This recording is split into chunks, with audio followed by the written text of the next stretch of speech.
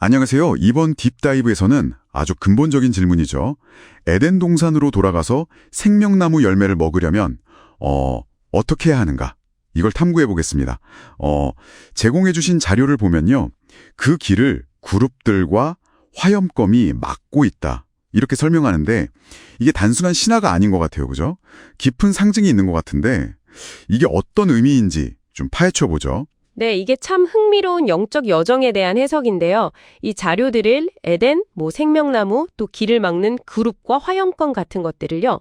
그냥 문자 그대로의 장소나 존재, 이런 거라기보다는 우리 안에 어떤 상태, 그리고 통과해야 할 영적인 원리로 풀이하고 있습니다. 핵심은 역시 그 상징을 어떻게 해독하느냐에 있겠네요. 네, 가장 먼저 짝 눈에 띄는 건 죄가 있으면 생명나무에 갈 수 없다. 이 점이에요. 그래서 심판을 통과해야 한다. 이렇게 나오는데 자료에 따르면 그룹들과 화염검이 바로 그 심판의 상징이라고 하거든요. 이걸 조금만 더 구체적으로 설명해 주실 수 있을까요? 아, 맞습니다. 그 그룹이라고 하면 보통 하나님의 거룩한 임재, 그 보좌를 지키는 천사 같은 존재로 그려지잖아요. 그리고 화염검은 끊임없이 이렇게 번쩍이면서 접근을 막는 그런 심판의 이미지고요. 여기서 이 둘은 결국 하나님의 공의로운 기준, 그리고 심판을 상징한다고 보는 겁니다. 기준과 심판이요? 네. 그리고 생명나무는 좀 놀랍게도 하나님의 법, 그러니까 계명 자체하고 동일시돼요. 생명나무가 바로 계명이라고요? 그렇죠. 그래서 이 길을 통과하려면 먼저 내 안의 죄, 자료에서는 이걸 사탄의 속성이라고 부르는데 예를 들면 하나님을 대적하는 교만이라든지 불순종 같은 것들요. 이런 것들을 하나님의 기준 앞에서 먼저 판단받고 분리시켜야 한다. 이런 의미입니다. 아, 분리시킨다. 네, 그래서 구련대 제사나 할례, 또 신약의 침례 같은 것들이 바로 이 정결 과정의 상징적인 행위로 제시되는 거고요. 그렇군요. 그러니까 생명나무 자체가 하나님의 계명, 그 기준이라는 해석이네요. 근데 그 계명이 어떤 사람에게는 생명을 주는 생명나무가 되고 또 다른 사람한테는 죄를 확 드러내는 선악과가 된다는 설명. 이거 정말 흥미롭습니다. 어떻게 같은 건데 정반대 결과를 낳는 거죠? 네, 핵심은 이거예요. 하나님의 기준 자체는 변하지 않아요. 중요한 건 그 기준 앞에 선 당신의 상태, 그리고 반응이죠. 아, 나의 상태와 반응. 그렇죠. 기준, 즉 계명을 받아들이고 따르면 생명, 즉 생명나무로 이어지지만 만약 거부하거나 어기면 당신 안에 죄가 드러나서 심판, 즉 선악과에 이르게 된다는 겁니다. 그러니까 계명 자체가 문제가 아니라 계명에 대한 당신의 순종 여부가 결과를 결정한다. 이런 해석이죠. 그렇군요. 계명이 기준이니까요. 그렇다면 이 엄중한 기준과 심판, 다시 말해 그룹과 화염검을 어떻게 통과할 수 있을까요? 여기서 이제 예수님의 십자가 이야기가 나오는 것 같습니다. 네, 맞아요. 자료는 십자가가 그 해답을 상징적으로 보여준다고 말합니다.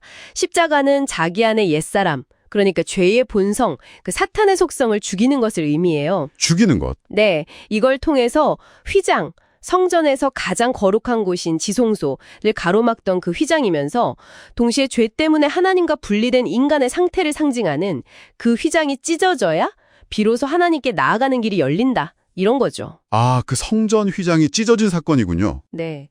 그런데 이 자료는 이게 인간의 의지나 노력만으로는 불가능하다고 아주 강조합니다.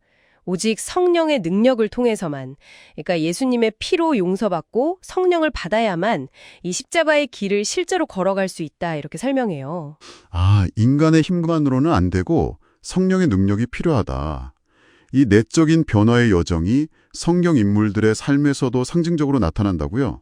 보니까 아브라함, 야곱, 여호수아 이야기가 예시로 나오네요. 그렇습니다. 그들의 여정을 보면 공통점이 있어요.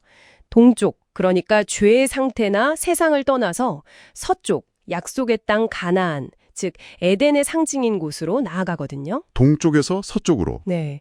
그 과정에서 꼭 제사나 할례, 신약으로 오면 침례 같은 정결 의식이 있고요. 또 천사나 군대 장관 같은 신적인 존재와의 만남, 즉 하나님의 기준이나 말씀을 통과하는 과정이 반복되죠.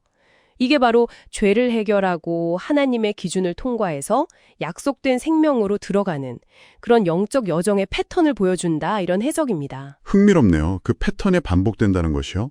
자료에서 또 하나 중요하게 다루는 게 아들을 믿는 것이 가장 큰 계명이다. 이 점인데요. 근데 아들을 믿는다는 것이 우리가 보통 생각하는 십계명 같은 구체적인 계명 준수와 어떻게 바로 연결되는 걸까요? 듣는 분들 중에는 믿음이랑 행위는 좀 다른 차원이라고 생각하실 수도 있을 것 같은데요. 그거 아주 중요한 질문이신데요.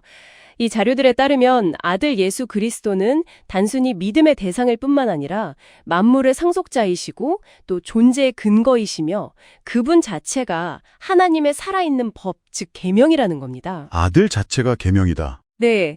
따라서 아들을 믿는다는 것은 그냥 머리로 동의하는 걸 넘어서 그분의 통치와 기준, 즉 계명에 전 인격적으로 복종하는 삶, 그것을 의미한다고 설명합니다. 이 믿음이 구체적인 계명 준수로 아주 자연스럽게 표현된다는 거죠. 그러니까 믿음과 순종은 분리될 수 없다, 이런 관점입니다. 믿음과 순종이 하나다. 알겠습니다. 그 오병이어 사건이나 갈릴리 바다를 건너신 사건도 이 여정의 축소판으로 해석하는군요. 네, 그것도 그렇죠. 벳세다라는 동편 지역에서 가버나움, 즉 서편, 가나안이나 에덴을 상징하는 곳으로 이동하는 과정이잖아요. 네. 오병이어는 참된 생명의 양식이신 예수님 자신, 그분의 살과 피를 상징하고요. 풍랑치는 그 갈릴리 바다를 건너는 것은 죽음의 세력, 사탄의 방해를 이기고 정결케 되는 과정, 그러니까 침례나 유리바다 같은 것을 상징한다고 봅니다. 이건 역시 예수님을 통해서만 건널 수 있는 죽음의 바다다, 이런 메시지를 담고 있다고 보는 거죠. 자, 오늘 딥다이브 슬슬 마무리할 시간인데요. 얻은 핵심을 좀 정리해보죠. 에덴으로 돌아가서 생명나무 열매를 먹는 길은 결국 지리적인 이동 이런 게 아니라 내면의 변화, 즉 죄의 문제를 해결하고 하나님의 기준인 계명에 합치되는 그런 영적인 여정이군요. 그리고 그 열쇠는 십자가를 통해서 옛자 아래 처리하고 성령의 힘으로 새롭게 되어서 아들을 믿는 그 계명에 순종하는 삶에 있고요. 네, 정확합니다. 이 자료들은 아주 일관되게 아들, 예수님이 길이자, 진리이자 생명인 동시에 심판의 기준이라고 말하고 있어요. 그분을 믿고 복종하는 것 외에는 에덴, 즉 영생으로 돌아갈 다른 길이 없다. 이 점을 아주 강력하게 제시하고 있습니다. 이것이 바로 모든 계명의 핵심이라는 주장인 거죠. 결국 에덴으로 돌아간다는 것은 내 안에 그 휘장을 찢고 하나님과의 관계를 회복하는 아주 근본적인 변화를 의미하는군요. 그렇습니다. 여기서 당신께 마지막으로 한번 던져볼 질문은 이거예요. 자료의 해석대로라면 휘장이 찢어져서 길이 열린 것은 분명 기회죠.